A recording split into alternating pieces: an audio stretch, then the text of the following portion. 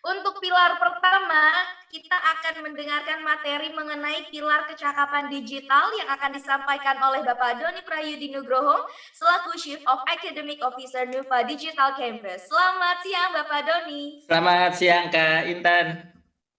Baik, selamat siang Bapak. Bagaimana Pak kabarnya hari ini? Alhamdulillah luar biasa sekali ini. Luar biasa ya Bapak, karena nih hari ini juga sudah ada 365.000 orang yang bergabung dengan kita nih Pak. Wow, banyak sekali nih. Betul sekali Bapak Doni. Baik Pak, gimana nih kira-kira sudah siap untuk membuka materi pada siang hari ini? Siap Kak Intan. Baik Bapak Doni, silahkan Pak untuk menyampaikan materinya dalam waktu 20 menit dan nanti izinkan saya ya di 5 menit terakhir untuk mengketok-ketok pintu Pak Doni ini. Tok-tok-tok Bapak Doni, waktunya 5 menit lagi. Begitu ya Bapak? Kak Intan. Baik, kepada Bapak Doni dipersilahkan. Baik, terima kasih banyak. Bismillahirrahmanirrahim. Assalamualaikum warahmatullahi wabarakatuh. Selamat siang semuanya. Alhamdulillahirrabbilalamin. Allahumma sholli ala Sayyidina Muhammad wa ala ali Sayyidina Muhammad. Puji syukur kehadirat Tuhan Yang Maha Esa. Senang sekali saya bisa berjumpa dengan Bapak, Ibu, dan kakak-kakak sekalian, khususnya dari Kota Padang ya, dalam kegiatan webinar Gerakan Nasional Literasi Digital 2021 ya. Nah, yang saya hormati Bapak Dirjen Aptika Kominfo RI, Bapak Samuel Abrijani Panggerapan, kemudian rekan-rekan narasumber yang luar biasa, ada Pak Anwar Sadat, kemudian Pak Iwan Ridwan, dan Pak Jasmansyah, dan yang juga luar biasa Kak Erisa Fadilah. Sebelum pemaparan materi, saya mohon izin nih Kak Intan untuk membacakan sebuah pantun, boleh ya? Moga-moga cakep. Silakan Bapak. Rasanya bukan bagian dari orang Melayu nih kalau tidak berpantun gitu ya. Baik, jalan-jalan ke Bukit Tinggi, jangan lupa beli terasi. Menghadapi kemajuan teknologi harus berbekal digital literasi. Nah, itu sebagai pembuka aja ya. Baik, mohon izin untuk memaparkan materi sesuai dengan tema kita hari ini, yaitu bagaimana kita menjadi pendidik cerdas dan cakap digital. Baik, moga-moga sudah terlihat ya Kak Intan ya. Untuk slide-nya belum muncul Bapak. Belum muncul ya, sebentar. Iya, belum.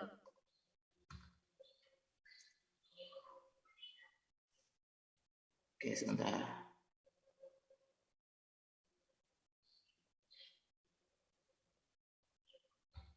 Apakah sudah terlihat Kak Intan? Masih belum ya? Terlihat Bapak untuk slide-nya. Oh, ini screen sharing error, sebentar.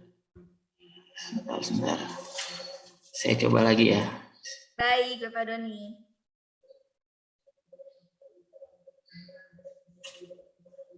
Baik, mungkin kita sambil menunggu Bapak Doni untuk share screen materinya nih ya. Boleh nih kepada seluruh peserta, karena kita akan bersama-sama kurang lebih hingga nanti jam 5 kurang lebih ya. Jadi boleh melakukan peregangan terlebih dahulu biar tetap rileks nih. Punggungnya mungkin boleh diputar.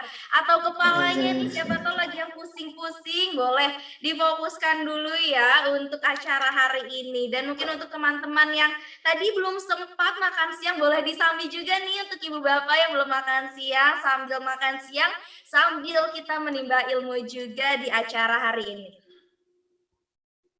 Belum bisa juga nih Kak Intan, mohon maaf. Gimana ya?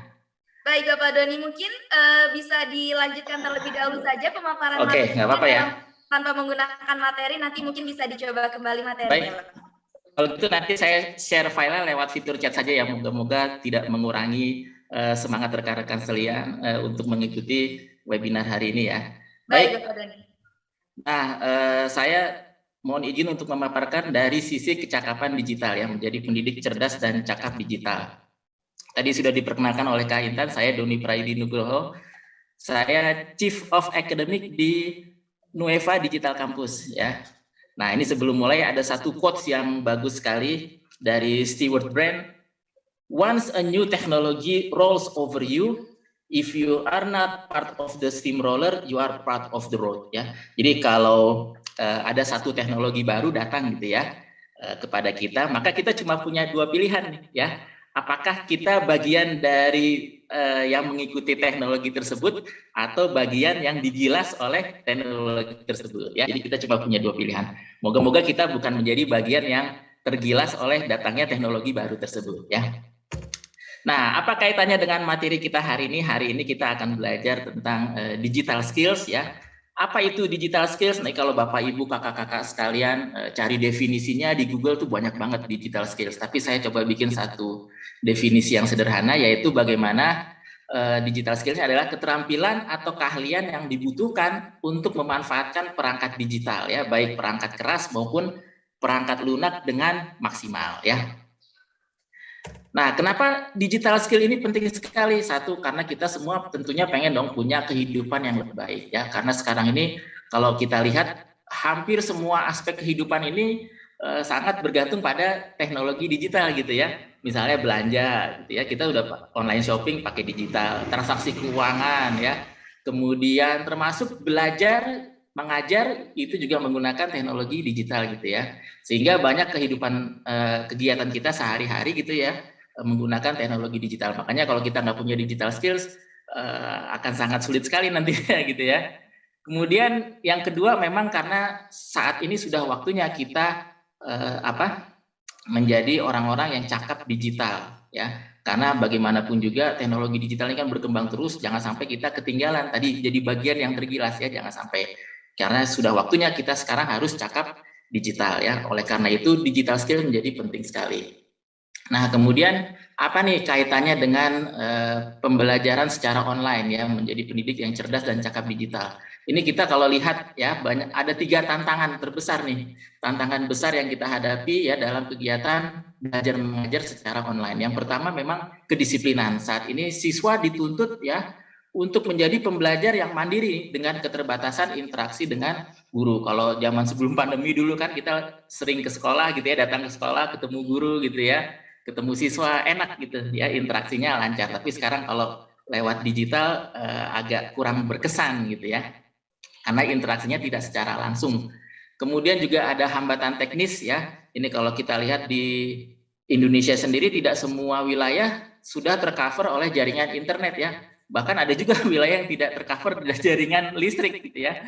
Nah, ini juga menjadi satu tantangan tersendiri gitu ya. Tapi saya yakin ya Indonesia semua wilayahnya suatu saat nanti akan tercover oleh jaringan internet ya, baik di darat maupun di laut. Jadi tidak ada yang namanya blank spot yang semoga ya. Kemudian tantangan yang ketiga adalah hambatan teknologi ya. Guru, siswa gitu ya, ini harus melakukan transformasi dari pembelajaran luring ke pembelajaran daring. Tentunya ini bukan hal yang mudah gitu ya, karena kita lihat banyak juga sebagian dari guru-guru ya, dari pendidik yang agak kewalahan nih dengan adanya teknologi digital yang harus dipakai gitu ya untuk pembelajaran di masa pandemi seperti sekarang ini. Nah, kalau kita lihat peluangnya ternyata besar juga nih ya. Terutama yang pertama keberlangsungan proses belajar. Artinya guru siswa punya peluang untuk bisa memaksimalkan kegiatan pembelajaran walaupun harus secara daring gitu ya di masa pandemi seperti ini. Jadi jangan sampai gara-gara pandemi kemudian kegiatan belajar jadi berhenti, jangan sampai. Kemudian yang kedua, perluasan akses pendidikan. Artinya sekarang jarak tidak lagi menjadi hambatan untuk mendapatkan akses pendidikan ya. Kita di mana saja kapan saja ya bisa belajar sama-sama ya. Yang hadir di webinar ini tadi ada yang dari Jawa Barat, ada yang dari NTT ya, semua bisa belajar sama-sama tanpa terkendala oleh jarak gitu ya. Kemudian yang ketiga, kita juga punya peluang untuk percepatan transformasi digital. Artinya semakin tinggi tingkat literasi digital guru dan siswa diharapkan bisa mempercepat proses transformasi digital. Nah, kemudian yang kedua, apa nih digital skills yang perlu dikuasai oleh guru dan siswa gitu ya. Terutama oleh guru nih ya sebagai pendidik. Nah, yang pertama mengelola LMS ya. LMS ini adalah learning management system ya, semacam e-learning gitulah ya. Artinya pembelajaran ini bisa dilakukan tanpa interaksi langsung antara guru dengan siswa di waktu yang bersamaan ya, atau istilahnya asinkronus gitu ya. Jadi guru siswa bisa berinteraksi walaupun mereka nggak ketemu di waktu yang bersamaan gitu ya.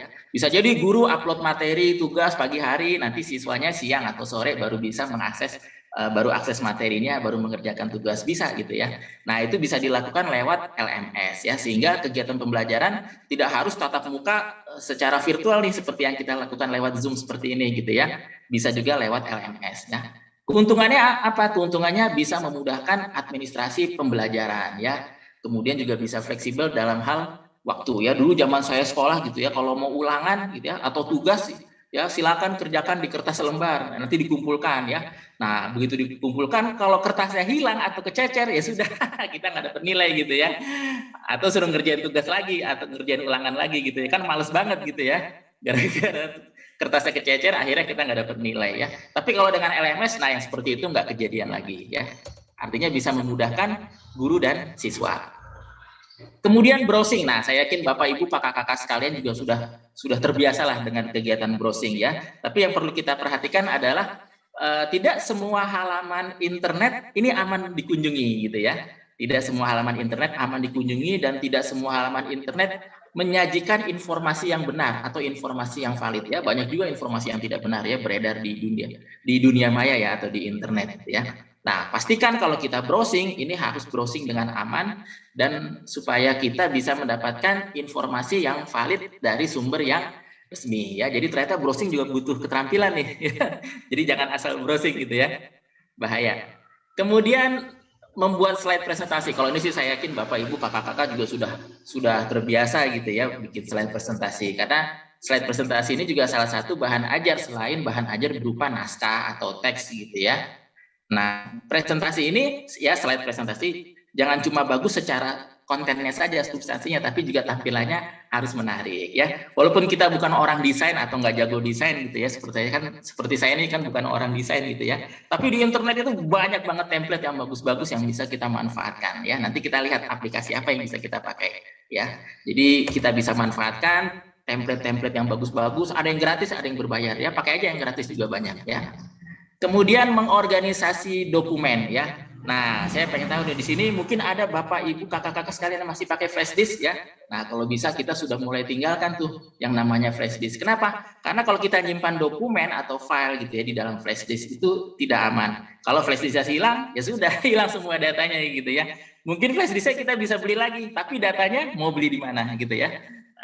Apalagi kalau misalnya kita sering tuker-tukeran flash disk gitu ya, colok sini, colok sana gitu ya, nanti kalau virus gitu ya, itu bisa membahayakan perangkat kita juga. Ya. Jadi sangat berisiko sekali kita menyimpan file di dalam flash disk. Nah, baiknya kita sekarang mulai beralih ke media penyimpanan yang berbasis cloud ya, selain lebih aman, lebih mudah dibagikan ya, murah dan bisa diakses lewat smartphone ya. Kalau flash disk kan kita harus buka di komputer atau laptop gitu ya. Kadang-kadang kan kalau kita lagi di bis atau di kereta gitu ya atau di mana gitu ya, tidak bisa buka laptop tapi harus akses dokumen dan bisa gunakan dokumen yang kita simpan di cloud. Kemudian keahlian apa lagi yang harus dimiliki yaitu membuat konten pembelajaran ya. Tadi konten pembelajaran kan tidak harus berupa naskah gitu ya, tidak harus berupa slide presentasi juga. Kita juga bisa bikin konten pembelajaran berupa audio ataupun video atau animasi ya. Cuma memang butuh sedikit keterampilan. Tapi itu bisa dipelajari kok di YouTube banyak tutorialnya, di TikTok juga banyak tutorialnya ya. Bapak Ibu kakak-kakak bisa pelajari bagaimana membuat video animasi yang bagus gitu ya untuk konten pembelajaran ya. Mudah, gampang ya, bisa dipelajari. Kemudian video conferencing ya. Seperti yang kita lakukan sekarang nih ya. Jadi proses interaksi tatap muka itu juga bisa dilakukan secara digital ya, seperti lewat Zoom gitu ya. Nah, cuma masalahnya kalau video conferencing ini ya kadang-kadang koneksi internet itu jadi kendala utama gitu ya. Kalau koneksinya lancar ya bagus gitu ya, tapi kalau koneksinya terputus-putus nah itu juga jadi masalah. Kemudian sebagian aplikasi ini berbayar gitu ya, walaupun ada juga yang gratis, tapi fitur-fitur tertentunya biasanya dikunci tuh kalau yang gratis ya. Kemudian rasanya kalau virtual meeting seperti ini kurang berkesan gitu ya. Dulu kalau zaman saya sekolah gitu ya, kalau di kelas tidur ngantuk gitu ya, itu pasti dijewer sama gurunya gitu ya. Tapi kalau lewat Zoom gitu susah kita kalau siswanya tidur ngantuk gitu ya, apalagi kalau tidak nyala kameranya, tidak nyala mikrofonnya ya sudahlah. Kemungkinan anaknya tidak ada di situ tuh ya. Tapi keuntungannya kita bisa menjangkau audiens lebih luas, audiensnya lebih banyak gitu ya, dan bisa interaktif ya. Itu salah satu kelebihan menggunakan video conferencing. Jadi kadang-kadang kalau pembelajarannya harus tatap muka ketemu siswanya, nah kita bisa pakai nih video conferencing. Kemudian keahlian berikutnya adalah mengembangkan kuis interaktif ya. Kadang-kadang pembelajaran daring ini kan membosankan gitu ya, jenuh, gurunya nih kok ngomong melulu gitu ya, lama-lama ngantuk juga. Nah, supaya lebih seru bisa nih disisipkan kuis-kuis interaktif ya.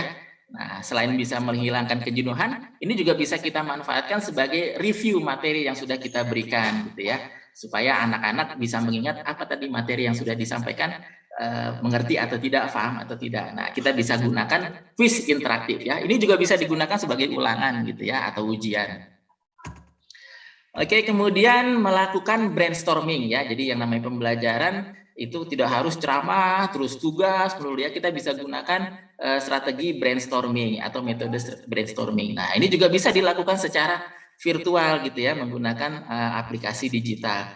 Nah, brainstorming ini juga bermanfaat supaya siswa terdorong kreativitas dan lebih partisipatif lagi nih interaksinya ya, antara guru, siswa, dan siswa sesama siswa gitu ya. Tok, permisi Bapak Doni. Ya, bagaimana? Tinggal 5 menit lagi ya Bapak. Oke, boleh ya. Nah, ini beberapa aplikasi yang kita bisa pakai. Kalau untuk LMS atau e-learning kita bisa pakai Google Classroom atau Edmodo gitu ya. Ada Moodle. Kalau untuk yang kelas SD atau TK bisa pakai Class Dojo gitu ya. Kemudian untuk slide presentasi, saya yakin Bapak Ibu juga sudah biasa pakai PowerPoint. Tapi di internet sekarang juga banyak tuh, ada Canva, ada Pablo, Designer, ya, ada Vista Create. Ini bagus-bagus template-nya gratis-gratis ya, walaupun ada juga yang berbayar. Kemudian untuk penyimpanan dokumen yang berbasis cloud ya, kalau Bapak Ibu pengguna Android itu sudah ada tuh di smartphone-nya, Google Drive ya, atau bisa juga kita pakai OneDrive dari Microsoft atau dari Dropbox gitu ya. Kalau buat simpen-simpen foto bisa tuh di Google Foto ya, daripada menuhin storage di handphone, mendingan di backup aja di Google Foto gitu ya. Kemudian untuk video editing, saya yakin Bapak Ibu kakak-kakak juga sudah familiar nih, ada Filmora, ada KineMaster, ada YouTube ya, Animoto ya, walaupun sedikit butuh keterampilan ya untuk melakukan video editing, tapi itu bisa dipelajari ya, gampang. Nah, untuk video conferencing aplikasinya banyak nih, seperti Zoom yang kita pakai gitu ya. Kemudian ada Google Meet, ada Microsoft Teams ya, ada Jitsi, ya macam-macam sekarang banyak banget gitu ya. Ya, mentang-mentang pandemi gitu ya, belajarnya online, sekarang banyak banget tuh aplikasi video conferencing.